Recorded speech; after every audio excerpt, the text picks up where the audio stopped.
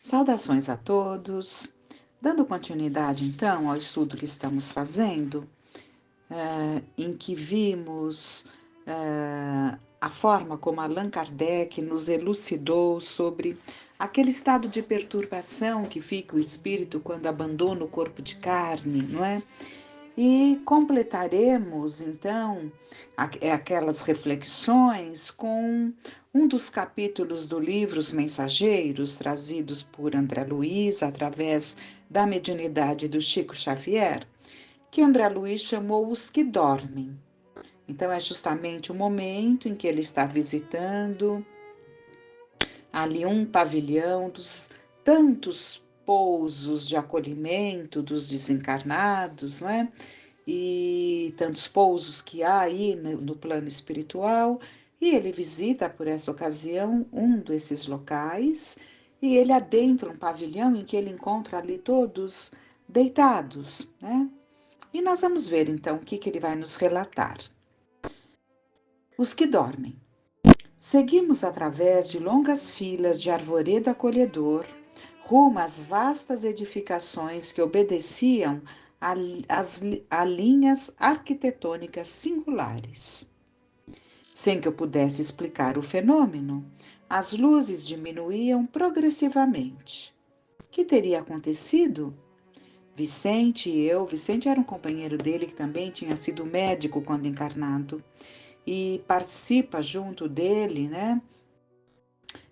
Ambos participam de vários momentos de aprendizado. Então, Vicente e eu nos entreolhamos assustados. Alfredo, Aniceto e os demais, todavia, caminhavam sem surpresa.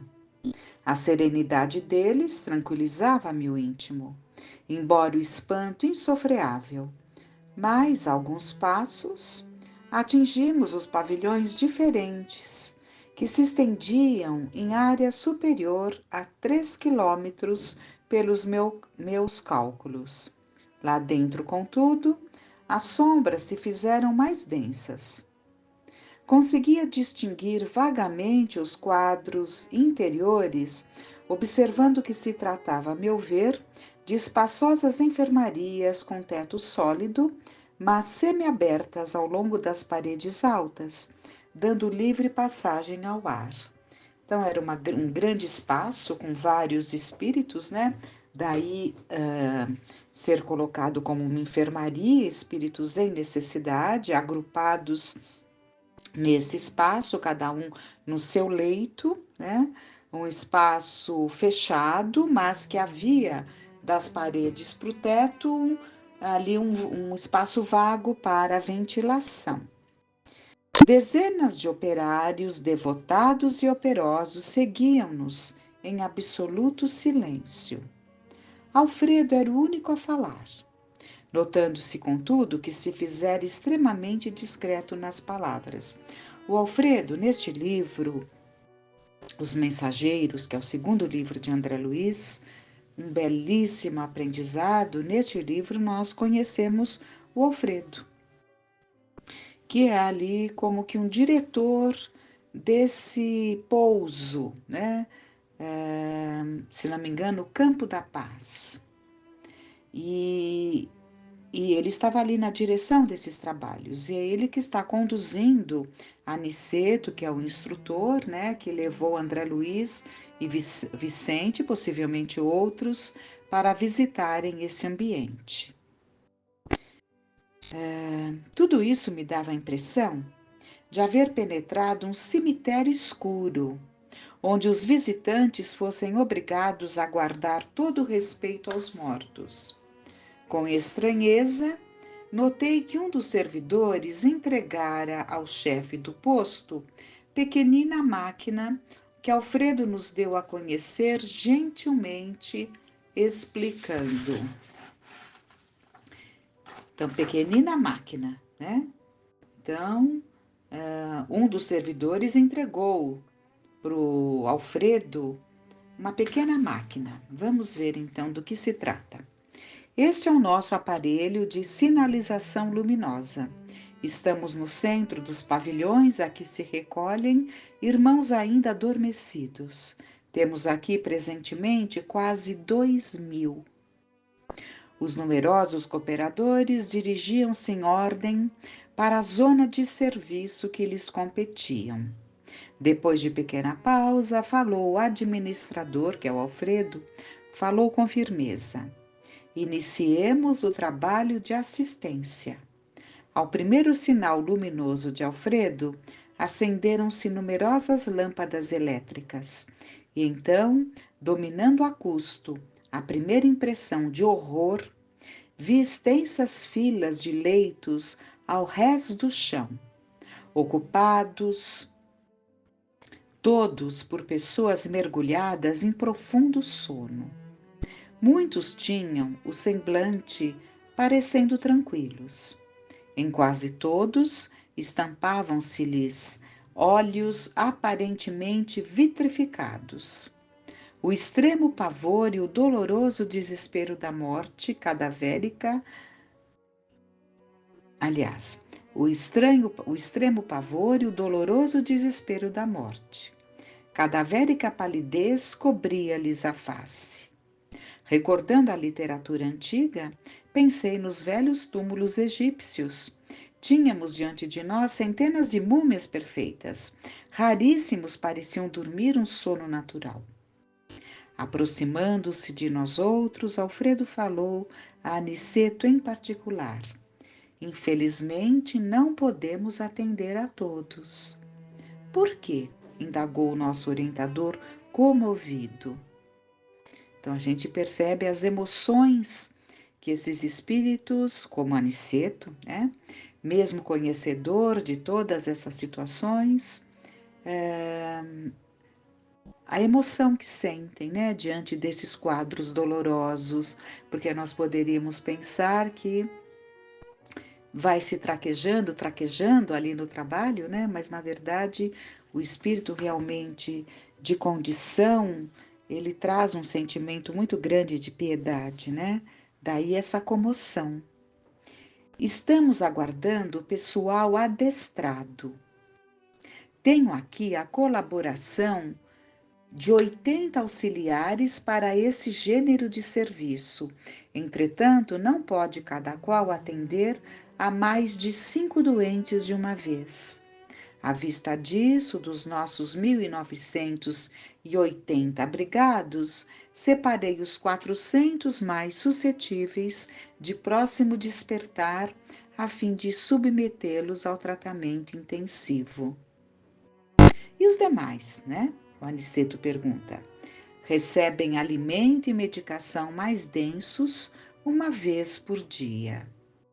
Aniceto calou-se pensativo.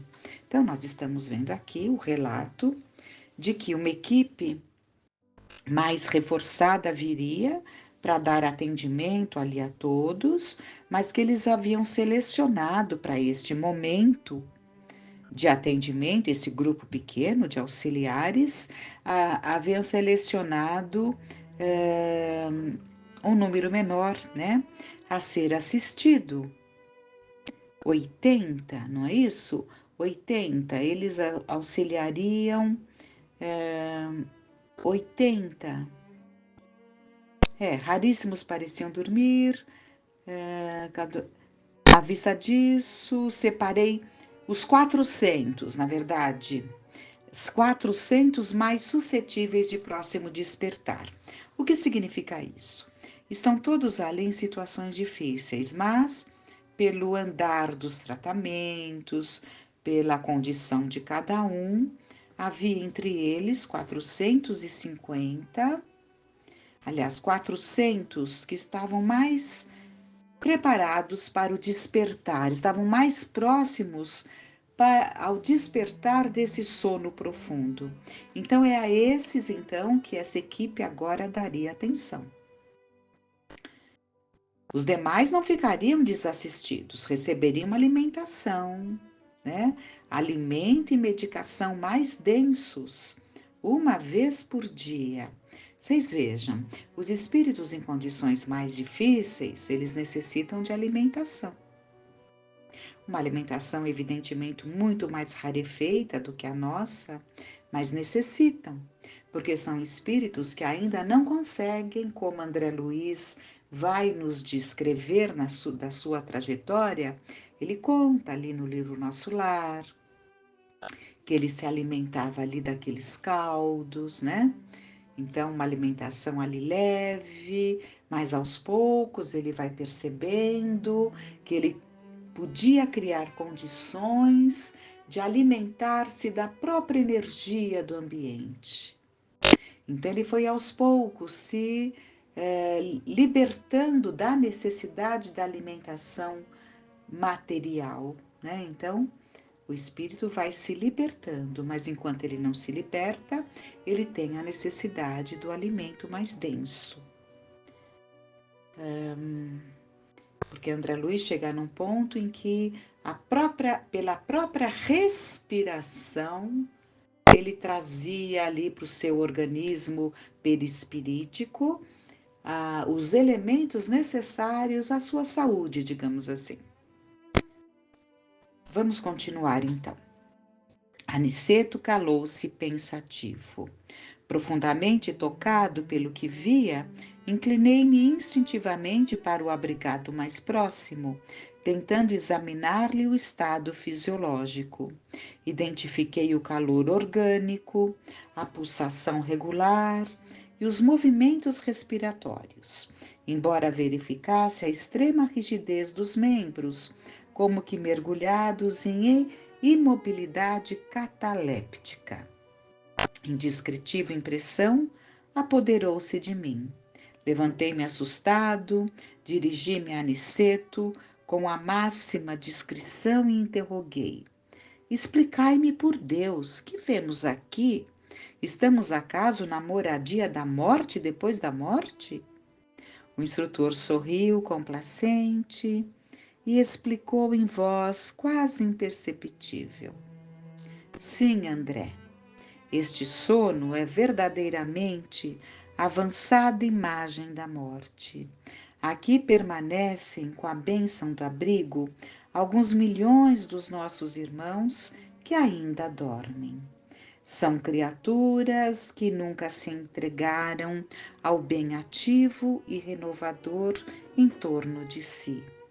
E mormente os que acreditaram convictamente na morte como sendo nada, o fim de tudo, o sono eterno. A crença na vida superior é a atividade incessante da alma. A ferrugem ataca a enxada ociosa. O entorpecimento invade o espírito vazio de ideal criador.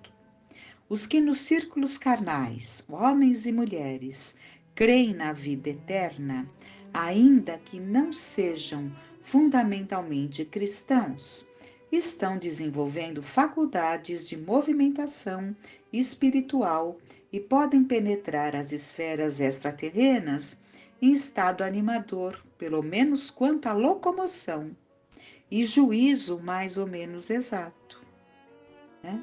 Então, quando cultivamos essa certeza da imortalidade da alma, estamos desenvolvendo em nós condições, né, de estarmos em melhores condições do lado de lá, pelo menos como ele diz aqui no tocante à locomoção, né? No entanto, as criaturas que perseveraram em negação deliberada e absoluta, não obstante por vezes filiadas a cultos externos de atividade religiosa, que nada veem além da carne, nem desejam qualquer conhecimento espiritual, são verdadeiramente infelizes. Muitos penetram nossas regiões de serviço como embriões de vida, na câmara da natureza sempre divina. Um amigo nosso costuma designá-los por fetos da espiritualidade. Entretanto, a meu ver, seriam felizes se estivessem nesta condição inicial. Temos a certeza, porém, de que muitos se negaram ao contato da fé, absolutamente por indiferença criminosa aos desígnios do Eterno Pai. Dormem porque estão magnetizados pelas próprias concepções negativistas. Permanecem paralíticos porque preferiram a rigidez ao entendimento. Mas dia virá em que deverão levantar-se e pagar os débitos contraídos. Eis porque os considero sofredores. Primeiramente, demoram no sono em que acreditaram, mais tarde acordam, porém a maioria não pode fugir à enfermidade e à perturbação, como acontece aos irmãos dementados que vimos ainda há pouco. Então, é um estado de sono daquele que impôs-se a si mesmo o nada após o desencarne. Muito diferente do sono reparador. Quantos espíritos ali percebemos nos momentos de esclarecimento em que o espírito se aproxima de um médium, sofre aquele choque anímico que é essa ligação com o encarnado, e com isso tem condições melhores de um entendimento e vão sendo levados, alguns deles ou muitos deles, vão sendo levados a um estado de sono. Mas é um sono provocado pela espiritualidade amorosa, para que ele possa descansar, né? Para depois despertar em melhores condições. É o que chamamos de sono reparador. É diferente desse estado de sono que estamos vendo aqui. Grande o meu assombro. Como Vicente se aproximasse, também para ouvi-lo, falou Aniceto, esclarecendo a nós ambos. Como Aniceto se aproximasse também para ouvi-lo, falou Aniceto, esclarecendo a nós ambos. A fé sincera é ginástica do espírito. Repetindo, a fé sincera é ginástica do espírito. Quem não sabe a exercitar de algum modo na terra, preferindo deliberadamente a negação injustificável, encontrar-se-á mais tarde sem movimento. A fé sincera é a ginástica do espírito. Semelhantes criaturas necessitam de sono, de profundo repouso, até que despertem para o exame das responsabilidades que a vida traduz. Observando que o nosso orientador se esquivava a comentários longos para que pudéssemos seguir de mais perto os trabalhos de assistência, calei as muitas indagações que me escaldavam a mente. Com exceção de algumas senhoras que permaneciam junto de Ismália, todos os servidores se mantinham em posição de vigilância ao pé dos grupos mumificados. A luz artificial iluminava os leitos, que se perdiam de vista, mas observei que nenhum dos albergados reagia à intensa claridade que se fizera. Continuavam rígidos, cadavéricos, prostrados. Notei então que Alfredo começou a mover o aparelho de sinalização para emitir as ordens de serviço. Cada sinal determinava operação diferente. Vi os servidores do posto distribuírem pequenas poções de alimento líquido e medicação bucal em profundo silêncio. Em seguida, forneceram reduzidas quantidades de água efluviada aos infelizes, né? Então, André Luiz fala que viu os servidores darem pequenas porções de alimento líquido, né? Que seria o caldo, né? Medicação bucal, tudo em silêncio. Em seguida, forneceram reduzidas quantidades de água efluviada, que é a água fluidificada, né? A esses infelizes, com exceção, porém, de muitos que pareciam preparados a receber tão somente caldo e remédio. Então, nem todos tomaram a água fluidificada. 2/3 dos 400 abrigados em tratamento receberam passes magnéticos. Alguns poucos receberam aplicações do sopro curador. Todos os movimentos do trabalho eram transmitidos pela sinalização luminosa partida das mãos dos administradores, que parecia interessado na manutenção do máximo silêncio. Impressionado com o que via, perguntei ao orientador em voz baixa a razão de alguns enfermos não terem sido beneficiados com a água e com o socorro das forças novas, através do passe e do sopro vivificante. Aniceto, todo bondade, inclinou-se aos meus ouvidos, com a ternura de um pai ansioso por tranquilizar o filhinho inquieto, e falou: cada um na vida, meu caro André, tem a necessidade que lhe é peculiar. Aqui compreendemos com amplitude esse imperativo da natureza. Né? E esse capítulo assim termina, né? E é isso, com essas análises, com essas reflexões, né? Possamos nós rogar sempre a Deus que nos auxilie nesse despertar da consciência, que temos falado muito nesse sentido, né?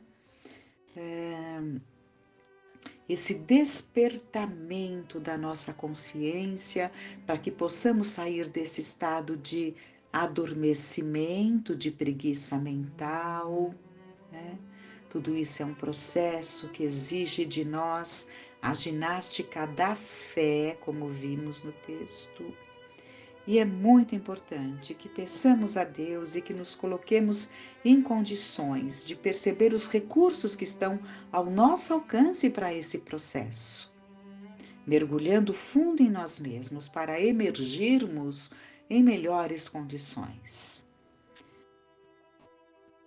Pedirmos a necessidade de fazermos por onde amadurecermos psicologicamente, emocionalmente, porque quantas vezes estamos tão frágeis, não é?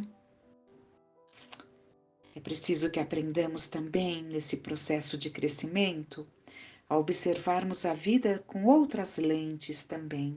Daí a necessidade do estudo, a necessidade de desenvolver a compreensão, o bom senso, os sentimentos do bem, para que outras possibilidades nos alcancem nessa leitura que fazemos. Né? Bem, que fiquem essas reflexões e que fiquemos em paz.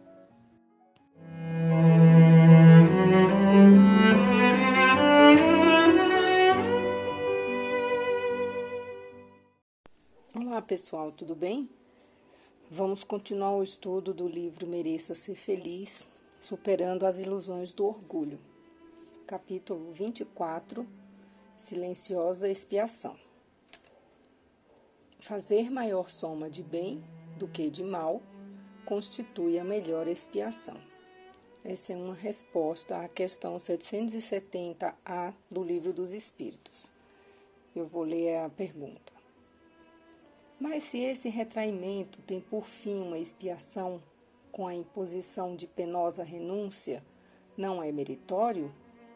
Fazer maior bem do que o mal que se tenha feito, essa é a melhor expiação. Com esse retraimento, evitando o mal, o homem cai em outro, pois esquece a lei de amor e de caridade.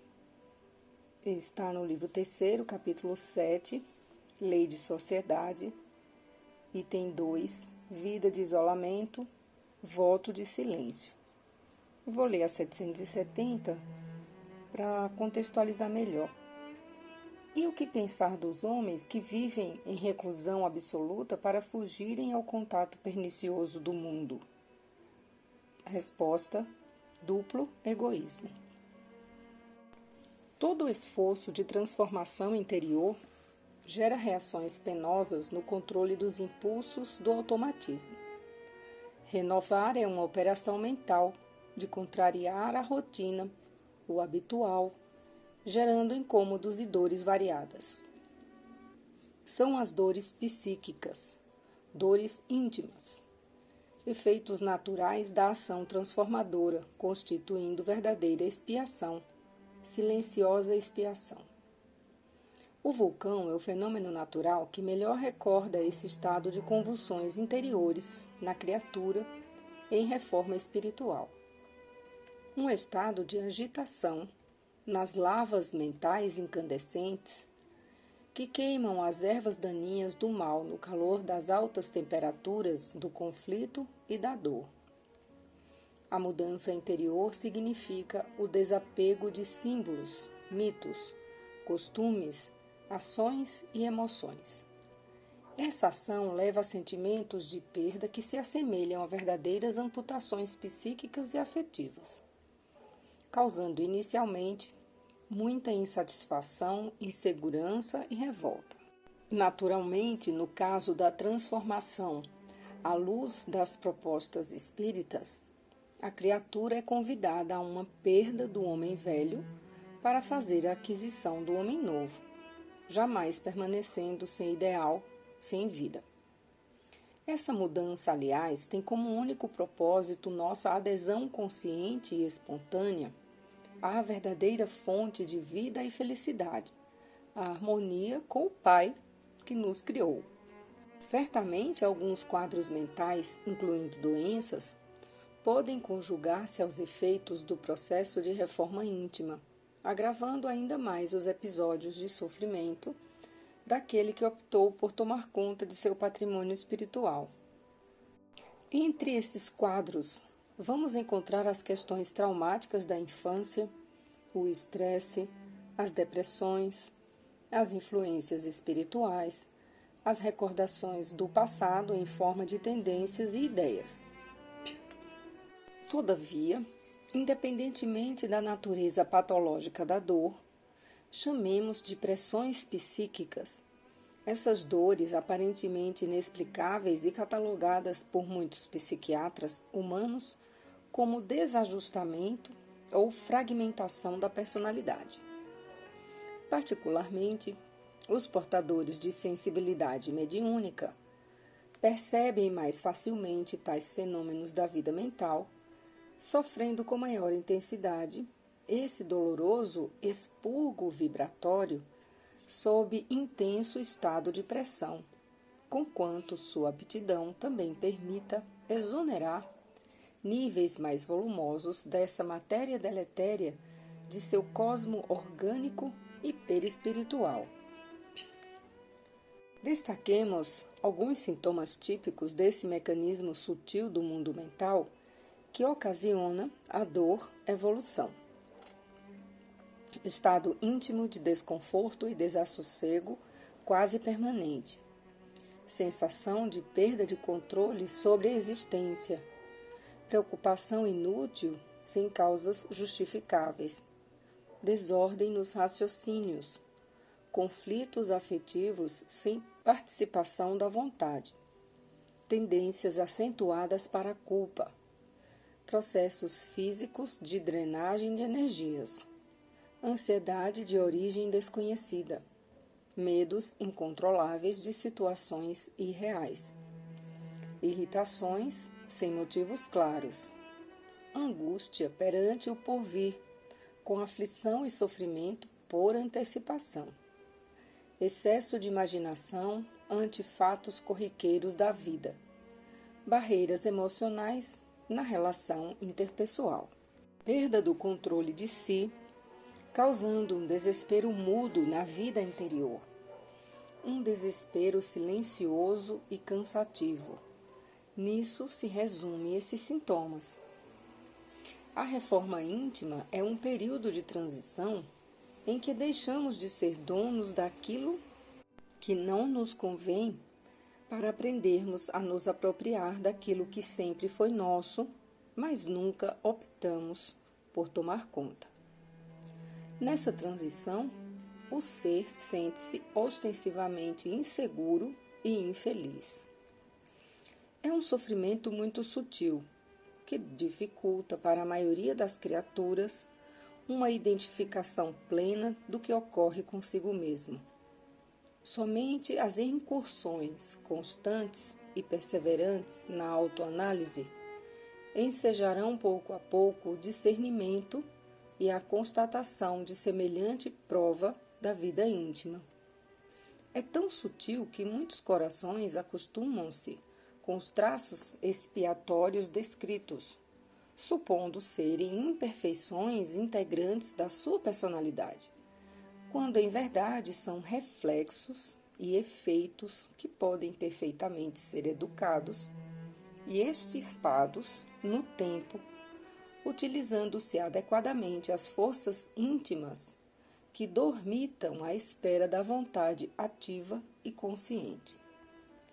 A intensidade dessa expiação tomará graus diversos conforme os compromissos e qualidades de cada individualidade, nunca ultrapassando o limite das forças de resistência e de sua capacidade de superar.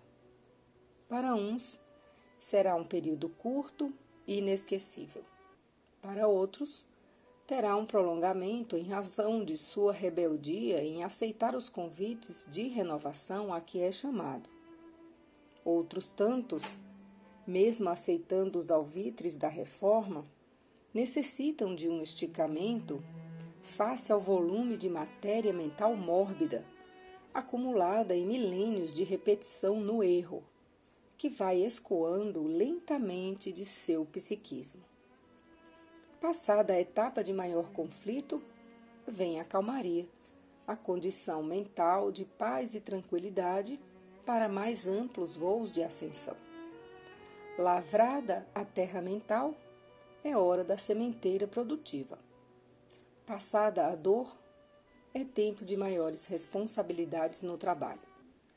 Essa exoneração é apenas o começo de uma longa caminhada, e sem ela o homem não se habilita aos requisitos para assumir com proveito as oportunidades na marcha do progresso, ante a coletividade na qual está inserido. Primeiro, cuida de si, mesmo estando servindo ao próximo.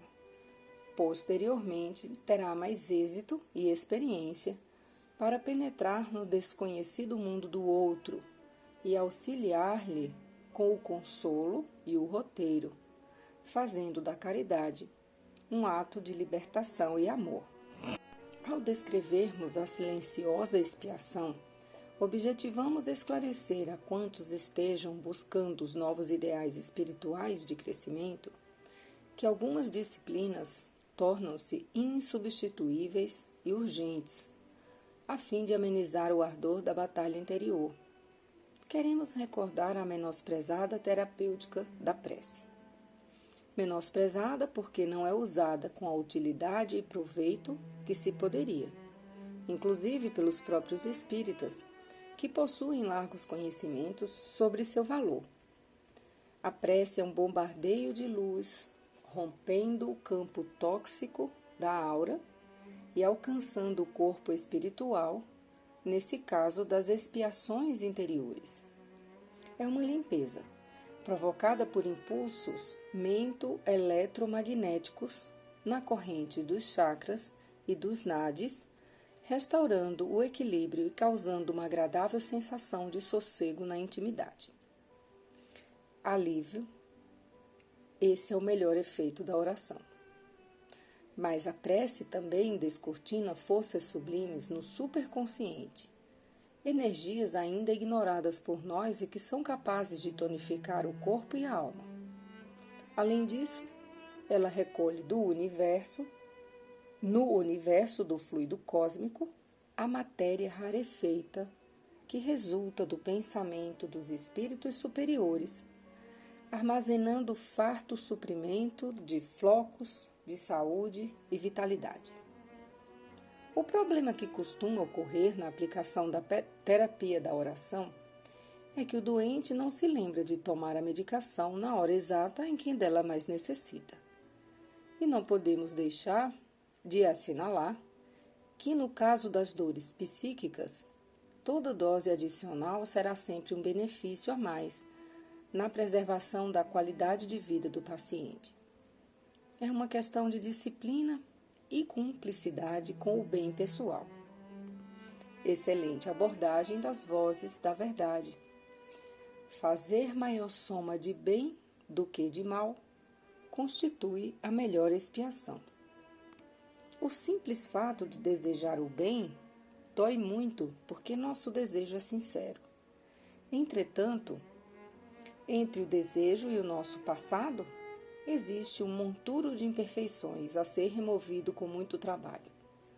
Um monturo que apresenta todas as condições insalubres para uma vida saudável e equilibrada, mas somente quem o construiu poderá transformá-lo em uma terra rica para o plantio sublime. Transformar o lixo em adubo fertilizante, essa é a tarefa. Para nós que nos afastamos da lei divina, será sempre assim. O bem tem um preço alto na conquista da felicidade. Apesar disso, jamais desistamos de buscá-lo com muita humildade no reconhecimento de nossa verdadeira condição. Deus não faltará com o indispensável para esse projeto de ser feliz, beneficiando-nos sempre com o que merecemos ou precisamos. Vou ler aqui para completar a definição de NADES, que eu li logo acima. Canais de condução de energia de um corpo vital, nervos sutis, entre parênteses, também conhecido como meridianos. São como pequenos chakras. Eu peguei aqui do Google. Os meridianos da acupuntura são reconhecidos pela medicina tradicional chinesa como canais que conectam a superfície do corpo com os órgãos internos, sendo que estes canais têm a função de transportar a energia através de todo o corpo. Eu vou reler aqui um trecho sobre a prece, porque tem 2 pontos que valem a pena ser revisados. A prece é um bombardeio de luz, rompendo o campo tóxico da aura e alcançando o corpo espiritual, nesse caso das expiações interiores. É uma limpeza provocada por impulsos mento-eletromagnéticos na corrente dos chakras e dos nadis, restaurando o equilíbrio e causando uma agradável sensação de sossego na intimidade. Então, eu já li isso aqui em outro estudo, mas eu acho que vale muito a pena rever sobre os chakras do livro Diretrizes de Segurança sobre a Mediunidade, Perguntas e Respostas, perguntas feitas a Divaldo Franco e Raul Teixeira. Então, nesse capítulo, o capítulo 1, pergunta número 4. Qual o papel dos centros vitais no intercâmbio mediúnico? Raul Teixeira responde: encontramos os centros vitais como sendo representações do corpo psicossomático ou perispírito, correspondendo aos plexos no corpo físico. São verdadeiras subestações energéticas.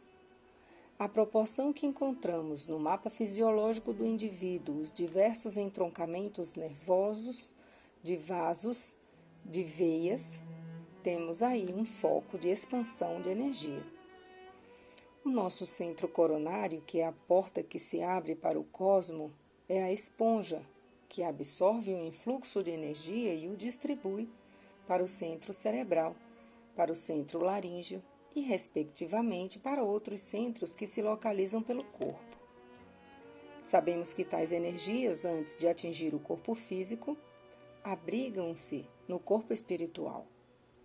Do mesmo modo como se tivéssemos uma grande caixa d'água abastecendo uma cidade, tendo uma em cada residência, a nossa particular, verificamos no organismo a grande caixa que absorve as energias de maior vulto, que é o citado centro coronário, e as pequenas caixas que vão atendendo às outras regiões, o centro cerebral atendendo às funções intelectivas do homem, acionando as funções da mente, o centro laríngeo, responsável pela respiração, pela fala e todas as funções importantes do aparelho fonador, Temos o centro cardíaco, que está ativando as emoções, as emissões do sentimento do homem,